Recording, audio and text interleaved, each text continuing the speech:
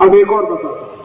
अपने स्वयं पाक घर में ऐसी ही एक बहुत अच्छी औषध है, उसका नाम है जीरा। जैसे हळद है वैसे ही एक है जीरा। जीरा बहुत अच्छी औषध है। पित्त के जितने भी रोग हैं आपके शरीर में, ये सब जीरे से ठीक हो जाते हैं। पित्त के रोग आप सब समझते हैं, पेट में गैस बनना, पेट में जलन होना, खट्टी खट्टी डकार आना, भोजन का पचन नहीं होना, इनडाइजेशन होना, वॉमिटिंग होना, बार बार उल्टी होना, वॉमिटिंग सेंसेशन होना, नौसिया होना, ये सब पित्त के रोग हैं। इन पित्त के रोगों की सबसे अच्छी औषध है, उसका नाम है जीरा। जीरे को ले लीजिए आधा चम्मच और आधा कप पानी ले लीजिए, उसमें मिला दीजिए। पानी को खूब गर्म कर लीजिए, पानी को फिर ठंडा कर लीजिए। ठंडा करके इस पानी को चाय की तरह से पी लीजिए और जो जीरा उसमें है उसको चबा के खा लीजिए। तो नियमित रूप से अगर सुबह सुबह आपने लेना शुरू किया तो ये जीरा पित्त के सभी रोगों को आपके शरीर से बिल्कुल दूर कर देगा। गैस बनना बंद हो जाएगी, खट्टी डकारें आना बंद हो जाएंगी, भोजन की जो अपच है वो ठीक हो जाएगी, वॉमिटिंग सेंसेशन बिल्कुल ठीक हो जाएगा, इनडाइजेशन बिल्कुल ठीक हो जाएगा। ये सब बीमारी पित्त से संबंधित जितनी भी हैं, जिनको भी कहते हैं ना पित्त बिगड़ गया है, पित्त बिगड़ गया, उन सबको बोलिए जीरा खाएं। एसिडिटी वही पित्त बिगड़ा, एसिडिटी भी पित्त की ही खराबी है। तो जीरा बहुत अच्छी औषध है। दूसरा पित्त का हिस्सा बहुत क्लियर है, एकदम स्ट्रेट फॉरवर्ड है कि घी ज्यादा खाएंगे पित्त आपका हमेशा सम रहेगा। और ज्यादा घी खाने का जो समय है वो बारिश के दिनों में और ये जो गर्मी के दिन होते हैं ना, उस समय घी ज्यादा खाइए ताकि पित्त को कंट्रोल करके रखे। और वात के लिए मैं पहले ही बता चुका हूं, शुद्ध पित्त। अभी ये जितनी बात है आप सोचो कितनी सरल है। बस हमें अपनी जीवन शैली में थोड़ा बदलाव करना है। जीवन शैली में बदलाव से पहले मन में संकल्प लेना है कि जी हम तो ऐसे ही चलेंगे, दुनिया जिधर जाए जाए हमें उससे मतलब नहीं, हम तो ऐसे चलेंगे। तो ये तीन चीजें अगर आपने देख ली तो बहुत अच्छा है। अब थोड़ा आगे चलें। अब और दूसरी चीजों पे मैं चलता हूं कि और कौन कौन सी चीजें हैं जो आपके आसपास हैं और आपके वात पित्त कफ तीनों को सम पे लाने में मदद कर सकती है। ये तीनों समभाग में रहें तो अच्छा होता है। और कौन कौन सी चीजें हैं? तो बागवती जी कहते हैं रसोई के बाहर जाने की जरूरत ही नहीं, सब वहीं है। बागवती जी ने एक सूत्र लिखा है, दुनिया का सबसे बड़ा औषधि केंद्र हमारा रसोई घर है। सबसे बड़ा औषधि केंद्र रसोई घर है। अब दुर्भाग्य से हम रसोई में जिनको मसाला कहते हैं ना, मसाला, वहां मसाला कुछ नहीं है, सब औषधि है। मसाले का और औषधि का अंतर मालूम है? ये मसाला तो शब्द ही भारत का नहीं है, पहले तो ये बता दूंगा। ये अरबिक शब्द है, फारसी से अरबी में आया, अरबी से हमारे घुस गया, हिंदी में और जगह जगह घुस गया।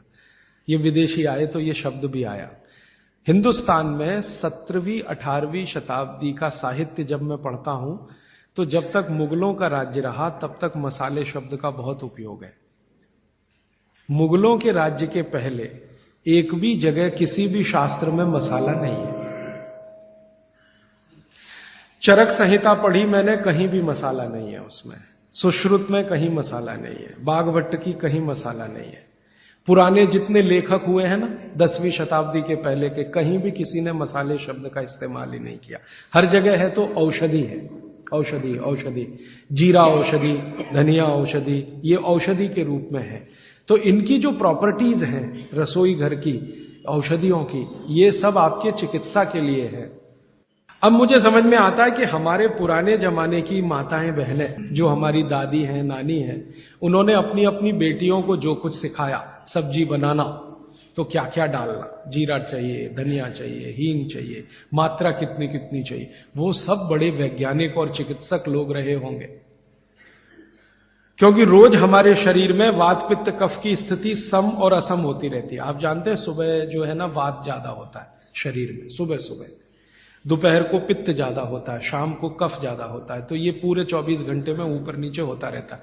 तो 24 घंटे में जो वात पित्त कफ ऊपर नीचे होता रहता है, तो सब्जियों में उसी के हिसाब से औषधियां डाली जाती है।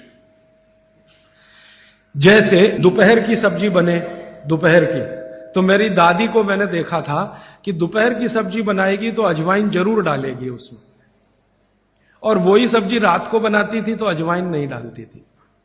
तो एक दिन मैंने दादी से पूछा कि यही सब्जी दोपहर को मैंने खाई तो इसमें अजवाइन थी, शाम को खाई तो नहीं, क्यों?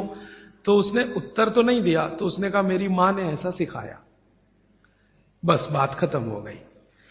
अब उस समय मैं भी मान लिया कि ठीक है, उसकी मां ने सिखाया। अब जब मैंने काम शुरू किया ये चिकित्सा पर, तब मेरे समझ में आया कि अजवाइन जो है पित्तनाशक है।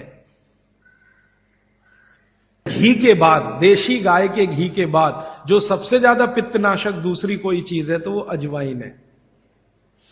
और दोपहर को पित्त भड़कता है, आप जानते हैं, और वो स्वाभाविक है क्योंकि खाना खाने के लिए पित्त भड़कना ही चाहिए। तो उस समय अजवाइन डाली जाती है सब्जी में, क्योंकि दोपहर को ही शरीर को अजवाइन की जरूरत होती है पित्त को सम पे लाने के लिए। तो भारत में ज्यादातर माताएं बहनें ये बात जानती हैं कि दोपहर की सब्जी में अजवाइन चाहिए। दोपहर का दही है ना, दही का मट्ठा, उसमें भी अजवाइन का बघार लगता है। दोपहर की जितनी भी चीजें हैं ज्यादातर अजवाइन ग्रस्त होती हैं या अजवाइन से बनती हैं, क्योंकि पित्त को सम पे रखना है।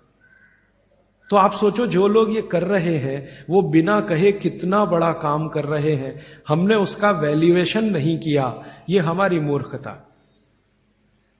हमारे यहां तो एक बहुत बड़ा दुष्कर्म इस देश में हुआ है। अंग्रेजों के हम गुलाम हो गए तो सब कुछ हम भूल गए, अपनी चीजें। अंग्रेजों ने जो सिखाया वही हमें याद है। तो हम जीडीपी का कैलकुलेशन करते हैं अंग्रेजों के फॉर्मूले से। जीडीपी निकलता है इस देश का, ग्रॉस डोमेस्टिक प्रोडक्ट।